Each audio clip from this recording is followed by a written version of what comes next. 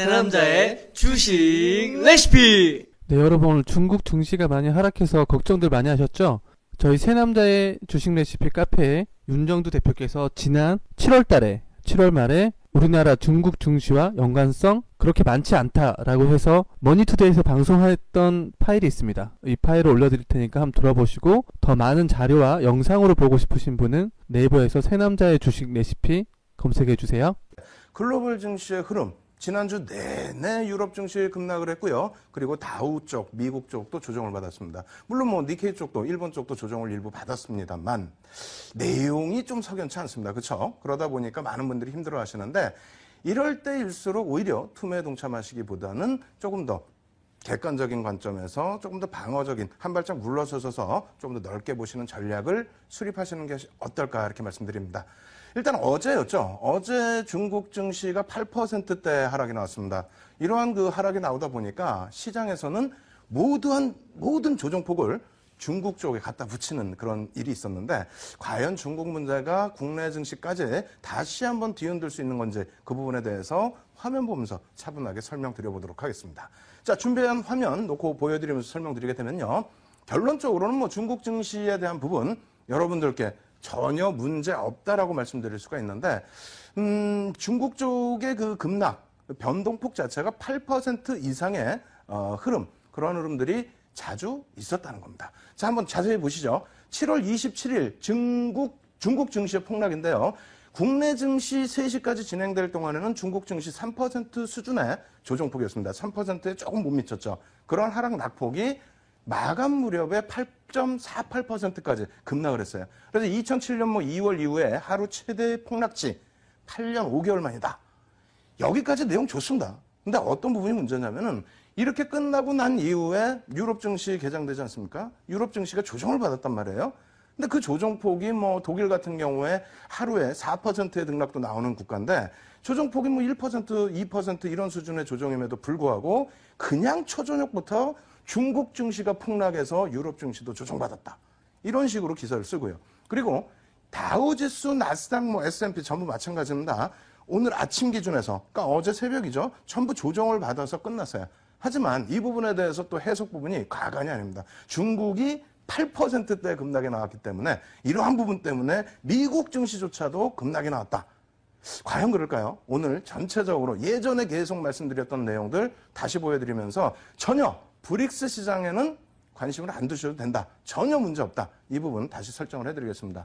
자, 이렇게 조정을 받은 이유, 상하이 거래소, 선전 거래소 하한가가 1,700개 종목이에요. 하한가가 10%입니다. 상한가도 10%고 8.5%라면 거의 전부 하한가겠죠. 1,700개 종목이 하한가를 맞았고요. 이러한 증시 급락에 여러 가지 이유가 있는데 PMI 같은 경우에 48.2로 하락을 했다라든가 그리고 CPI 상승률 급등 우려. 이 부분 뭐냐면은 이제 소비자 물가지수, 생산자 물가지수가 되는데 생산자 물가지수의 하락, 소비자 물가지수의 상승 이런 내용들이 많이 있죠. 결론적으로는 뭐냐면 사실상은 중국 정부가 증시 부양책을 단행을 해서 반등이 나왔던 시장인데 그 부분에 대해서 증시에서 한 발짝 뺄 수 있다. 이러한 내용 때문에 중국이 마지막 오후장 늦게 급락이 나온 겁니다. 그 부분이 급락이 연출된 이후에 중국 정부에서 다시 발표하죠. 그럴 일 없어. 증시 안정화 대책 계속 진행할 거야. 그럴 일 없으니까 걱정하지 마. 이게 중국 증시의 급락의 배경입니다. 그럼에도 불구하고 유럽 증시니 미국 증시니 다 중국 때문에 급락했다고요? 그럼 오늘 같은 경우는 어떻게 됩니까? 오늘 중국이 개장 이후에 장중에 5% 하락했습니다. 5% 하락하는 동안에 어떻게 됐냐면 니케이 쪽은 일본 쪽은 1%대 급락해서 1.5% 수준에 하락해서 1% 미만으로 돌리고 있었어요. 우리나라 증시 어떻게 됐습니까? 20포인트 하락해서 돌리고 있는 과정이었습니다. 근데 중국 쪽에 5% 빠졌다고 연동됐나요? 안 됐죠. 구체적으로 한번 보겠습니다. 자, 놓고 보시게 되면은 중국 상해 종합 일봉 차트인데 결론적으로는 일부 반등을 했습니다만 플러스로 돌리진 못했어요. 마이너스로 마감이 됐고요. 5% 수준의 장중 하락이 있었습니다.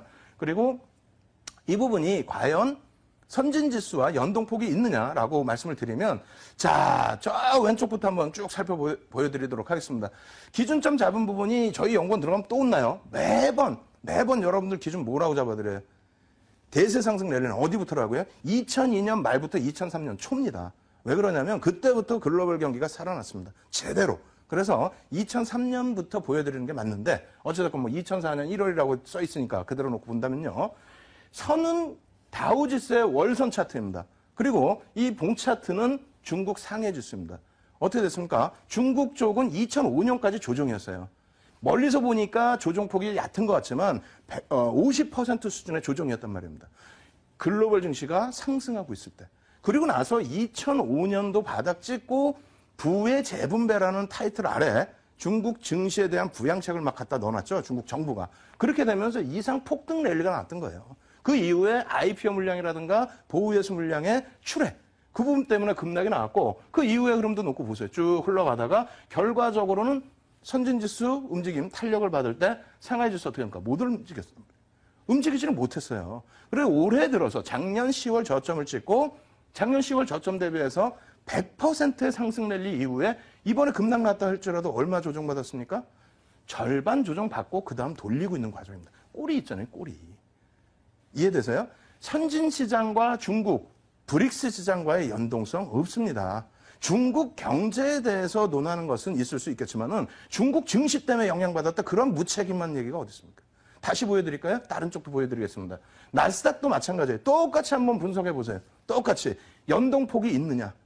없어요. 제가 저녁에 야간 무료 방송 때 815TV 통해서 이 부분에 대해서 더 땡겨서 더 자세히 보여드릴 거예요. 중국 증시가 어떻게 흘러갔는지. 그리고 이렇게 말씀드리면 2005년부터 중국 경기가 살아났다. 무슨 말씀하세요?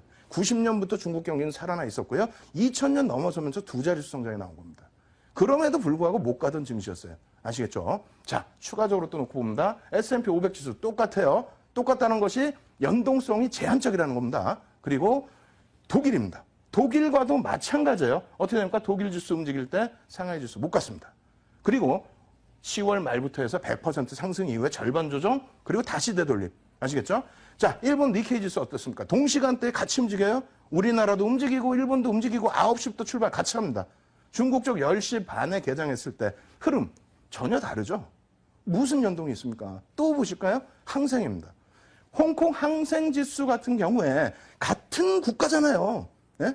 같은 나라입니다. 중국에 속해 있는 이제 항생인데, 홍콩인데, 보시면은 그 전에도 연동폭이 제한적이었다는 거고요. 보면은 뭐 추세가 비슷한 것 같지만 실질적으로 저점 찍고 올라갔을 때 흐름 전혀 다르다는 거고요. 여기서도 마찬가지지 않습니까? 항생 상승 추세로 연동돼 있을 때 상하이 못 움직였습니다.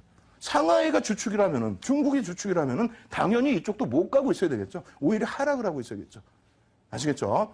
항생 쪽도 연동 안 되는 증시 우리가 연동될 수 있다? 없답니다. 자, 우리나라도 같이 보겠습니다. 어떻습니까? 저쪽 흐름, 맨 처음에 다우지수랑 비교해드렸던 중국의 월봉 차트와 선 차트 전혀 다른 흐름입니다. 자세히 보세요. 전혀 다른 흐름입니다. 여기서도 마찬가지예요. 그죠? 우리나라 어느 정도 고점 찍고 횡보할 때 중국은 바닥을 기고 있었어요. 그리고 나서 100% 오를 때 우리나라 뭐 100% 상승했습니까? 시장 안 올랐어요. 억울하지는 않지. 100% 오르고 조정이라면. 근데 오를 때 못 쫓아가는데 중국 조정 나온다고 문제된다? 전혀 문제 없습니다. 여기까지 말씀드리면 이건 월봉 차트고 최근의 흐름을 놓고 봐야 되는 거 아니냐 막 이렇게 말씀하시는 분들 많이 계시는데 그렇다면은 제가 최근의 흐름을 비교를 한번 또 해드려 보도록 하겠습니다. 어저께 너무 화가 나서 그래요. 기가 차고 오늘 막 20포인트 빠질 때 모든 분들 어떻게 됐어요? 패닉 상태. 야 중국도 5% 빠져. 에이 투매. 거기다가 오늘 같은 경우에 어떻게 됐습니까? 대형주 위주로 어제도 대형주 위주로 지수를 꽉 잡아놓고 종목군들 조정이 나오다 보니까 코스닥 시장 막 3% 하락 나오다 보니까 이거 투매 어떻게 하나요? 막 투매하고 난리가 났죠. 그 주축 범인을 중국으로 잡았단 말입니다. 거짓말이라는 거예요. 네? 거짓말. 보세요. 중국 종합지수 보시면은 1월 19일 날도 종가 기준에 7.7% 하락했는데 장중 저점이 8.3% 하락했습니다. 근데 그 흐름 동안에 다우존스 지수 어떻게 됐습니까? 1월 19일 날. 그날은 루터킹 데이여서 휴장이었어요. 20일 날의 흐름인데 다우지수 플러스입니다. 플러스. 네? 빨간불이에요. 그 다음 독일 어떻게 됐어요? 7월 19일 날 독일 중국 7% 하락할 때 눈 하나 깜짝합니까? 빨간불이죠. 니케이 어떻게 됐어요? 같은 날 같은 시간대 움직이는 일본조차도 빨간불이라는 거예요. 전부 빨갛죠. 대부분이 빨갛단 말이에요. 선진지수 빼놓고 나서 항생도 마찬가지고 국내 증시의 흐름도 마찬가지입니다. 언제부터 중국이에요? 1월부터 제가 MTN을 통해서 여러분들께 항상 말씀드려왔잖아요. 중국 증시 연동폭 없다. 거기에 뭐 중국이 금리 인하한다, 지준율 인하한다, 와 호재다. 뭔 호재예요? 연동폭 없었습니다. 앞으로도 없을 겁니다. 단언하건대 중국 증시에 휘둘려서 투매를 하시거나 중국 증시에 폭등이 나왔을 때 연동돼서 뭐 추격 매수를 하시거나 전혀 그런 기준을 안 잡으실 것을 권해드립니다. 지금 시간이 없기 때문에 뭐 짧게만 이렇게만 설명드리는데 결과적으로는 이렇게 말씀드릴게요. 브릭스 시장, 중국을 무시하는 게 아닙니다. 증시를 무시하는 거예요, 증시를. 브릭스 시장으로 분류되어 있다는 것은 아직까지 이머징 마켓이나 선진지수 쪽으로 연동이 될 수 없다는 겁니다. 그래서 중국의 경제 부분은 놓고 보셔야 돼요. 당연히 중국의 경제는 당연히 놓고 보셔야 됩니다. 근데 중국 경기 안 좋지 않냐. 세계의 원자재 블랙홀이었던 중국이 원자재를 안 사들이고 물론 그런 건 다 보셔야죠. 다만 일본 어떻게 됐습니까? 20년 동안의 불황, 그 불황을 양적 완화를 통해서 극복해내려고 하고 있죠.